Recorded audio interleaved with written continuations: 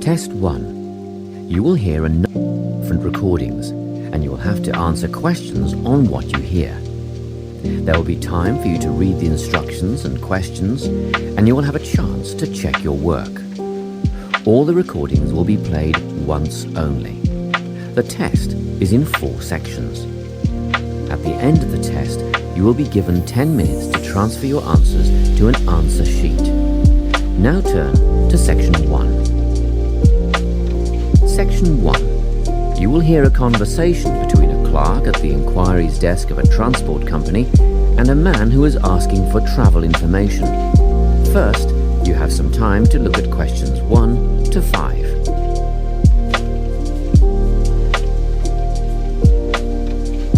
You will see that there is an example that has been done for you. On this occasion only, the conversation relating to this will be played first. Good morning, Travel Link. How can I help you? Good morning. I live in Bayswater and I'd like to get to Harbour City tomorrow before 11 a.m. Well, to get to Bayswater... No, I live in Bayswater. My destination is Harbour City. Oh, sorry, right. So that's Bayswater to Harbour City. Are you planning to travel by bus or train? The man wants to go to Harbour City, so Harbour City has been written in the space. Now we shall begin. You should answer the questions as you listen, because you will not hear the recording a second time.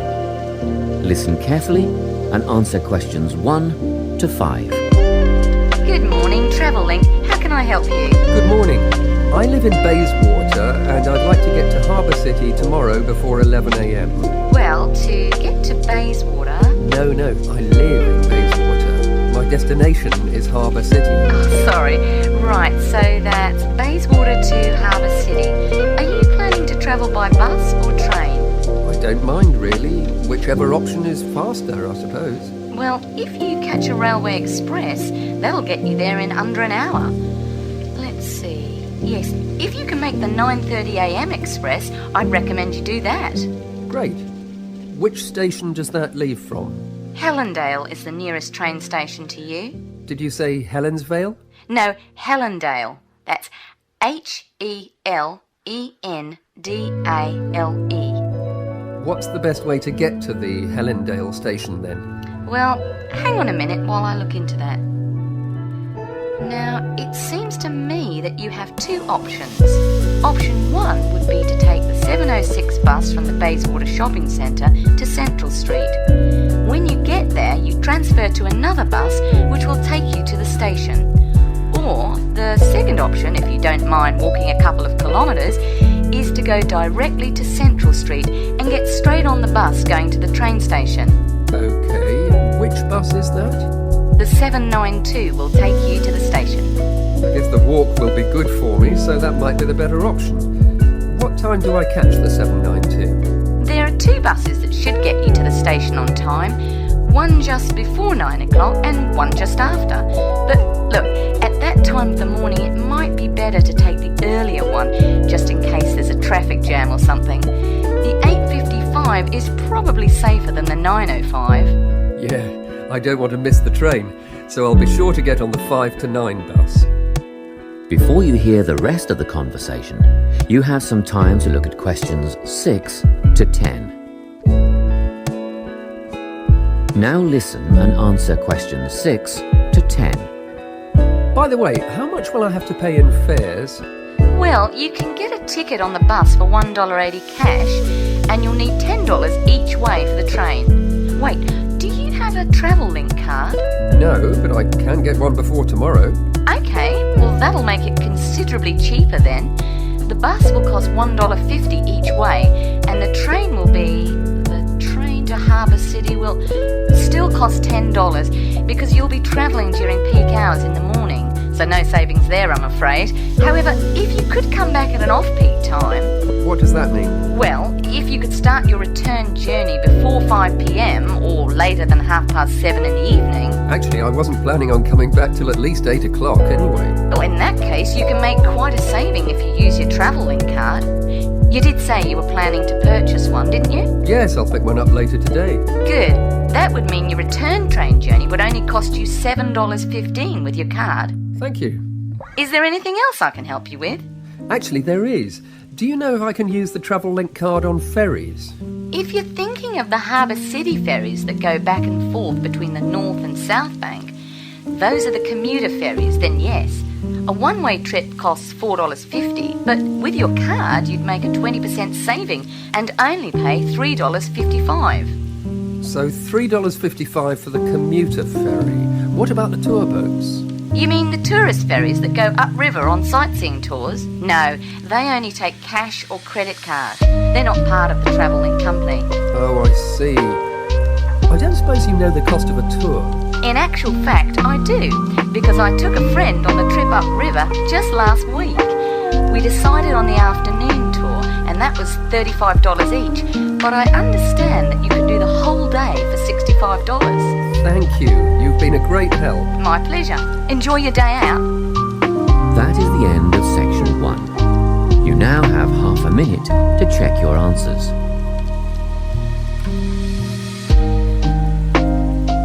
Section 2.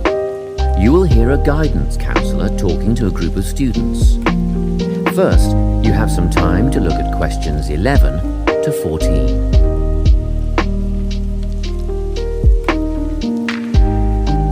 Listen carefully and answer questions 11 to 14. Hello everyone, I'm the Counselling Administrator here at St Ives College, and I've been asked to come and talk to you about our counselling team and the services that we offer. We have 3 professional counsellors here at St Ives, Louise Bagshaw, Tony Denby and Naomi Flynn. They each hold daily one-on-one sessions with students, but which counsellor you see will depend on a number of factors. If you've never used a counsellor before, then you should make an appointment with Naomi Flynn. Naomi specialises in seeing new students and offers a preliminary session where she will talk to you about what you can expect from counselling, followed by some simple questions about what you would like to discuss. This can be really helpful for students who are feeling a bit worried about the counselling process. Naomi is also the best option for students who can only see a counsellor outside office hours. She is not in on Mondays, but starts early on Wednesday mornings and works late on Thursday evenings, so you can see her before your first class or after your last class on those days. Louise staffs our drop-in centre throughout the day. If you need to see someone without a prior appointment, then she is the one to visit. Please note that if you use this service, then Louise will either see you herself or place you with the next available counsellor. If you want to be sure to see the same counsellor on each visit, then we strongly recommend you make an appointment ahead of time. You can do this at reception during office hours or by using our online booking form. Tony is our newest addition to the counselling team. He is our only male counsellor, and he has an extensive background in stress management and relaxation techniques. We encourage anyone who is trying to deal with anxiety to see him. Tony will introduce you to a full range of techniques to help you cope with this problem, such as body awareness, time management, and positive reinforcement. Before you hear the rest of the talk, you have some time to look at questions 15 to 20. Now listen and answer questions 15 to 20. Each semester, the counselling team runs a number of small group workshops. These last for 2 hours and are free to all enrolled students. Our first workshop is called Adjusting. We've found that tertiary education can come as a big shock for some people. After the structured learning environment of school, it is easy to feel lost. In this workshop, we will introduce you to what is necessary for academic success. As you might expect, we're targeting first-year students with this offering. Getting organised follows on from the first workshop.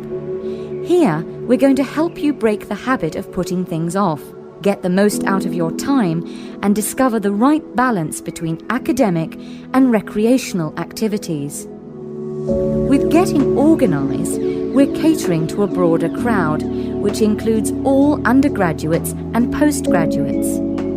Next up is a workshop called Communicating. The way people interact here may be quite different to what you're used to, especially if you've come from abroad.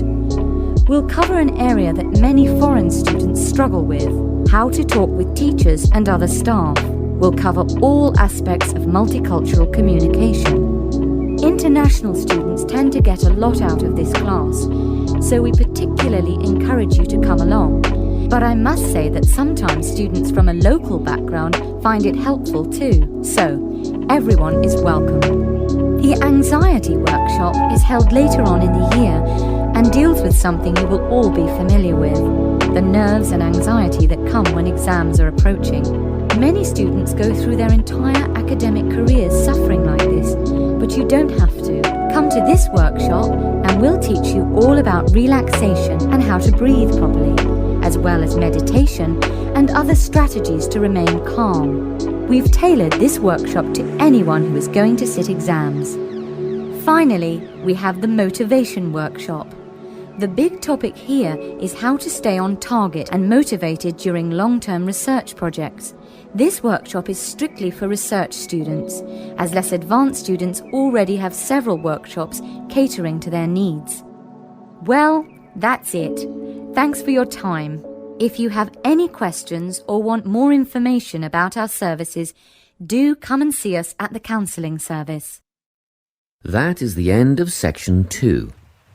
You now have half a minute to check your answers.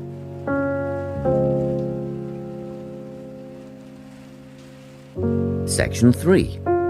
You will hear a conversation between a tutor and 2 students who are preparing for an English literature test. First, you have some time to look at questions 21 to 24.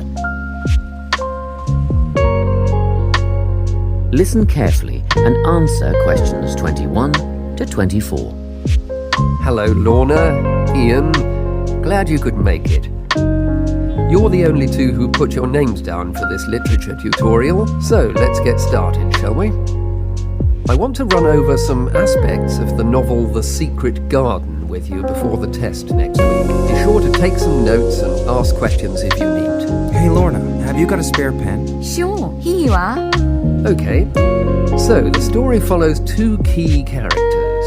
You should refer to them as protagonists, who go by the names of Mary Lennox and Colin Craven. The story is set shortly after the turn of the 20th century, and the narrative tracks the development of the protagonists as they learn to overcome their own personal troubles together. That's quite a common storyline, isn't it? Yes, you're right, Lorna. So, what can you tell me about the character of Mary? Well, in the beginning, she is an angry, rude child who was orphaned after a cholera outbreak and forced to leave India and move to the United Kingdom to her uncle's house in Yorkshire. That's right. And there she meets Colin, who spends his days in an isolated room, believing himself to be permanently crippled, with no hope of ever gaining the ability to walk. The 2 strike up a friendship and gradually learn, by encouraging each other, that they can both become healthy, happy and fulfilled in life. Will we need to remember a lot of these details for the exam? Just the basic outline. Examiners don't want to read a plot summary, they know what the book is about. Focus on narrative techniques instead, such as point of view. What's that mean? It's all about how we see the story. This story, for example, is written from the perspective of what is called an omniscient narrator. Omniscient means all-knowing. So, as readers, we get to see how all the characters feel about things, what they like and don't like, and what their motivations are in the story. Before you hear the rest of the conversation, you have some time to look at questions 25 to 30.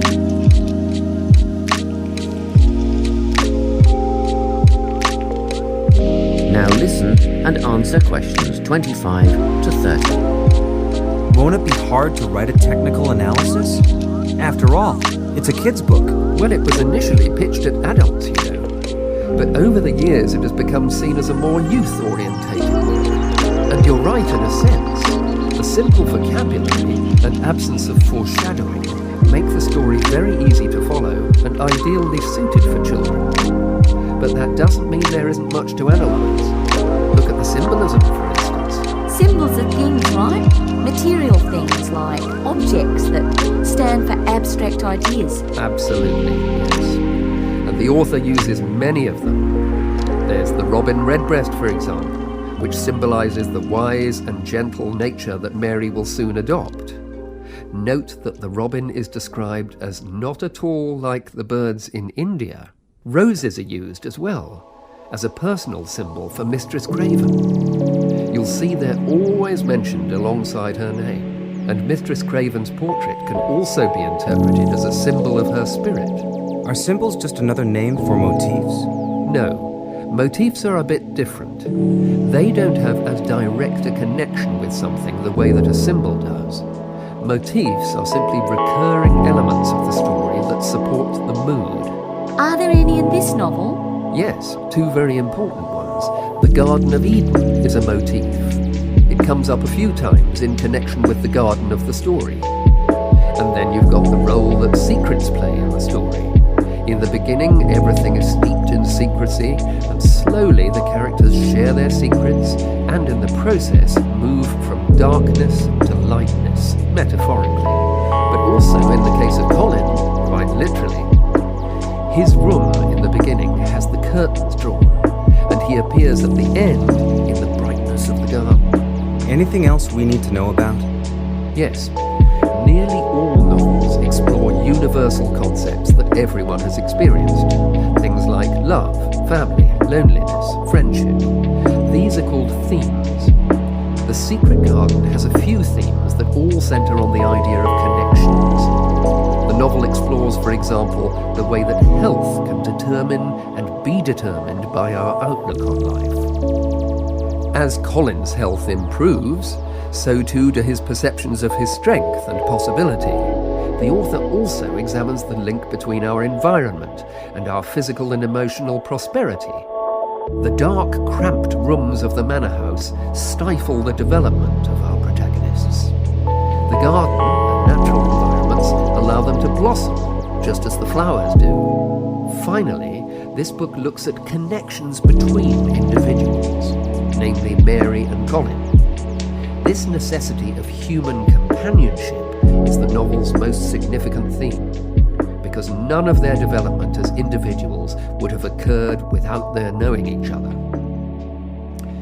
Well, that about sums it up, I think. That's a great help, thanks. Yes, thanks very much.